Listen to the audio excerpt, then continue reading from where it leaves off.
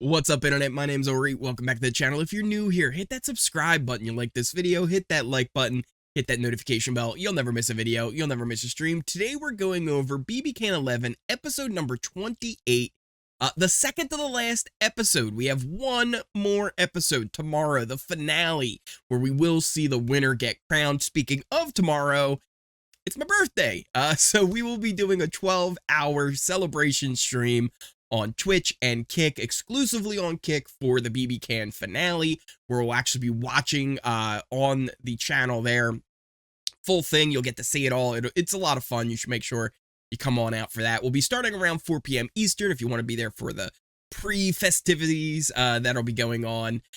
So yeah, it's going to be a lot of fun. Make sure you check out the links in the description down below, pinned comment for the Twitch and the Kick stream down there. It's going to be a lot of fun. But let's jump into the episode. We saw, pretty much everybody talking about, what's going to happen going forward. We had Ty and Claudia kind of talking about, working together and making sure they stick together no matter what. We saw Daniel and Anika kind of just saying they had to win the veto because it all comes down to this. It didn't matter that Ty put up Claudia and Daniel as the initial nominees. It all comes down to the veto, and whoever wins veto gets that final vote.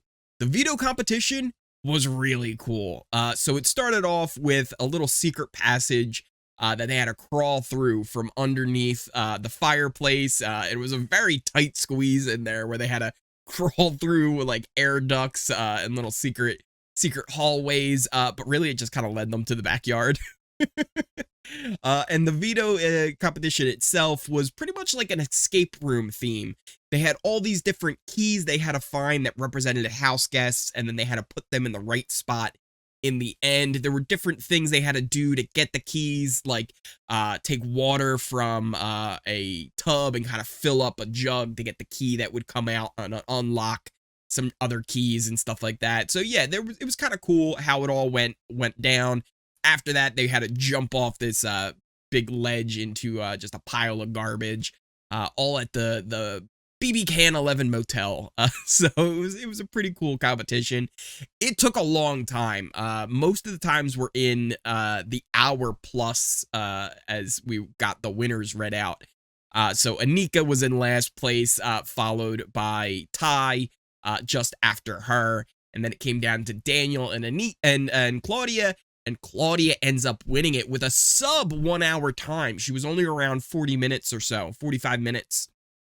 So great job from Claudia to be able to win, get control in the game, and have that sole vote on who stays between Daniel and Anika. Before we got to the vote, though, we did get a jury segment, which was kind of just a lot of fluff of them hanging out in jury. There was a thing with Nene, punching the mitts when Dan's holding them, kind of getting out stress and stuff like that, and Koozie with bugs. It was whatever. But some of the interesting things we saw were how they reacted to the pitch video from Ty. Ty won that in the Wendy's reward point auction, and he got to make a short pitch to the jury. He had like 5 things that he wanted the jury to kind of judge him on if he makes it to the final 2. Things like strength, perseverance, I forget what the other ones were, but they couldn't even remember what they were either. And it seemed like they just didn't take it well. It seemed like, if anything, it might have backfired on him. So yeah, definitely something to watch out for once we get to the finale, that maybe Ty doesn't have votes that even we might have thought he did with people like Dan, Santina, maybe even, I don't even know, Nene and Renee if Claudia wasn't there. But it's going to be interesting to see how that all kind of plays out. Then, though, we get to the actual decision, because it all comes down to what Claudia is going to do with this veto. Is she going to keep Daniel, or is she going to keep Anika? And what's going to be the best for her game? Daniel kind of pulled her aside real quickly and kind of gave her his pitch on why she should keep him, but didn't want to kind of throw Anika under the bus at all. Anika kind of does the same thing, just kind of makes her pitch on why she should stay. We then also saw Ty kind of make his little argument on why, it's probably better for her if Anika stays, because Anika, he thinks, would take her if she were to win that final HOH.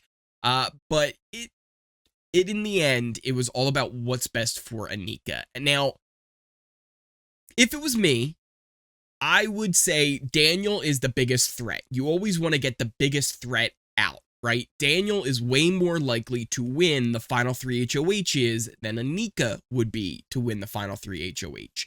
The only competition she won all season was the one that pretty much all of them threw, and it only lasted 15 seconds. So Anika is someone that you would probably want to drag with you to the end. But I do think there's an argument for what Claudia ended up doing, which was taking out Anika. So if you're Claudia, you have Ty, who's most likely going to win the final HOH. I think everyone would be lying to themselves if they didn't think that Ty had the best chance to be the final HOH. Would Ty cut Claudia and take Anika? 100%. Would Ty cut Claudia and take Daniel? Maybe less likely. Yes, Ty and Daniel have had kind of a little bit of a working relationship, but I think Claudia feels that Ty's going to think he has a much better chance to beat her than he has to beat Daniel in that final 2. Same thing, if Anika was there, Ty would think he has a much better chance to beat Anika than he would her.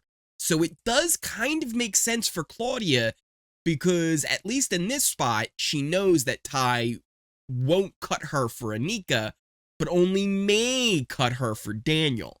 On the flip side of that as well, I feel like Anika just didn't give Claudia enough to say that, yes, I am going to take you to the final 2, whereas she felt more comfortable that if Daniel were to win the final 3 HOH, he would take Claudia over Ty because he would feel like he would have a better chance to win. So at least if you're Claudia, this kind of locks up final 2 for you no matter what. If she wins the final 3 HOH, she gets the choice. Does she take Ty or does she take Daniel? But if Daniel or Ty were to win it, it's much more likely that the two of them will take Claudia over each other. But again, we're kind of thinking in hypotheticals here and speculation. We're not 100% sure what any of them would do in that situation. But I can see an argument on why it was smarter for Claudia to take out Anika, even though it seemed like you would want to keep the weaker competitor, someone who probably wouldn't have that best chance of getting votes in Anika. But I can see why Claudia did what she did. After that, we did see Anika being a little bit bitter as she left to Claudia and kind of pushing for Daniel as the one that she would want to win. And then the final thing we saw, we finally got the answer to who the 9th mystery sponsor was. From the very start of the season, they talked about how this was a record season where we had 9 sponsors. So they were really proud of this, and then we only had found about 8 of them. We thought maybe it was Bel Air, but Bel Air was actually announced pre-season as one of the sponsors, so it wasn't about the safety vote. So we were wondering, what's this 9th sponsor going to be? And it kind of was dropped. We never heard anything about it. There were even theories that maybe with the live feeds getting canceled and there was backlash to that maybe the 9th sponsor didn't go through with it and backed out of it last minute.